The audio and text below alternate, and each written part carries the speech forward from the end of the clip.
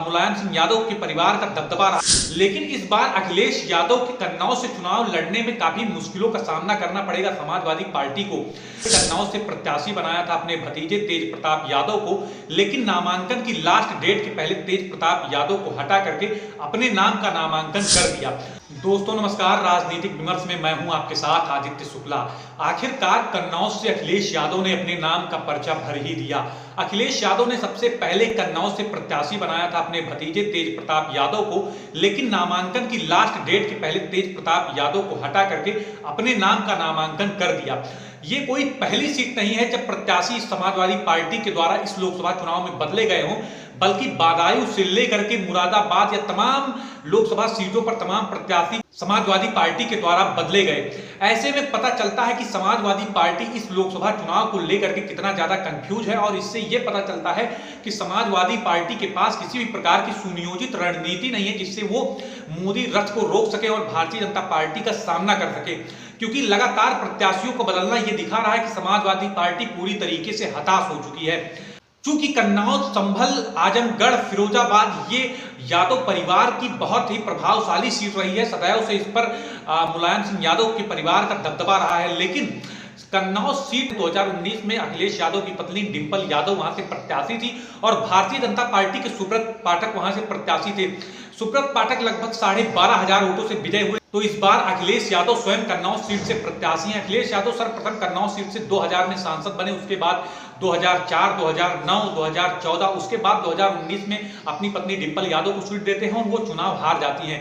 लेकिन इस बार वो पुनः प्रत्याशी बने हैं। सबसे पहले 1999 में यहां से मुलायम सिंह यादव सांसद बने थे। 1999 के लोकसभा चुनाव में मुलायम सिंह यादव संभल और कन्नौज 2 लोकसभा सीटों से चुनाव लड़े थे। तो उन्होंने बाद में कन्नौज की सीट छोड़ दी थी और संभल को अपने पास रखा था। फिर वो चुनाव हुआ तो अखिलेश यादव वहां से जीते। लेकिन इस बार अखिलेश यादव के कन्नौज से चुनाव लड़ने में काफी मुश्किलों का सामना करना पड़ेगा समाजवादी पार्टी को, क्योंकि 2019 में जब चुनाव हुआ था तो उस वक्त अखिलेश यादव, शिवपाल सिंह यादव, उसके बाद रामगोपाल यादव, मुलायम यादव, सभी लोग पूरा परिवार जुट करके कन्नौज में मेहनत कर रहा था। उसके बावजूद भी डिंपल यादव सुब्रत पाठक से चुनाव हार गई थी।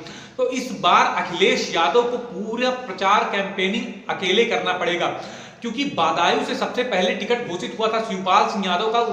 उसके बाद उनका नाम भी परिवर्तन करके उनके बेटे को टिकट दे दिया गया, आदित्य यादव को बदायूं से। तो शिवपाल सिंह यादव बदायूं में कैंपेनिंग करेंगे तो मैनपुरी से डिंपल यादव चुनाव लड़ रही हैं और वो मैनपुरी में कैंपेनिंग कर रही हैं। तो वहीं पर आजमगढ़ से चुनाव लड़ रहे हैं धर्मेंद्र यादव।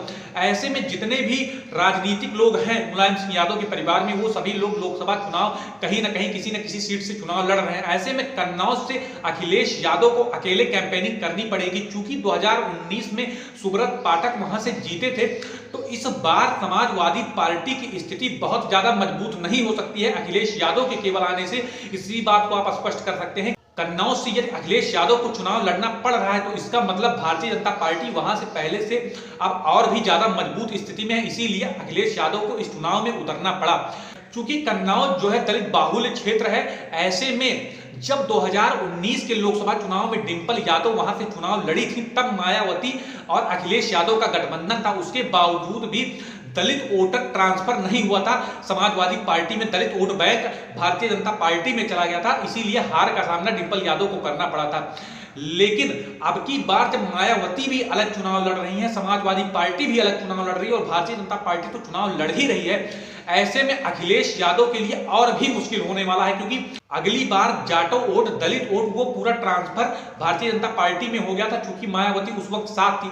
ऐसे में इस बार के लोकसभा चुनाव में मायावती अखिलेश यादव के साथ नहीं है और कन्नौज लोकसभा सीट से आने वाले उत्तर प्रदेश सरकार में मंत्री, पूर्व प्रशासनिक अधिकारी असीम अरुण, जो कि एक सुरक्षित सीट से वहां से विधायक है, उनका अच्छा खासा प्रभाव देखने को मिलता है।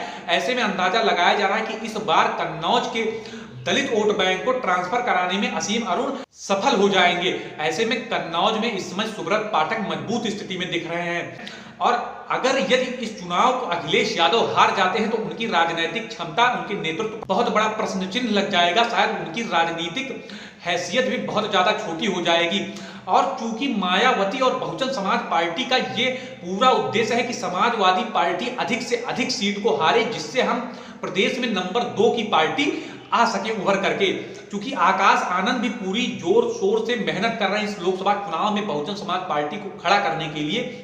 लेकिन यदि अखिलेश यादव, जैसा कि उन्होंने 2014 का चुनाव अपने नेतृत्व में लड़ा, 2014 में भी वो लोकसभा चुनाव हारे, 17 में हारे, 22 में हारे, 19 में भी हारे, और यदि लोकसभा चुनाव में वो स्वयं कन्नौज की सीट हार जाते हैं तो ये समाजवादी पार्टी और अखिलेश यादव के लिए बहुत बड़ा झटका होने वाला है।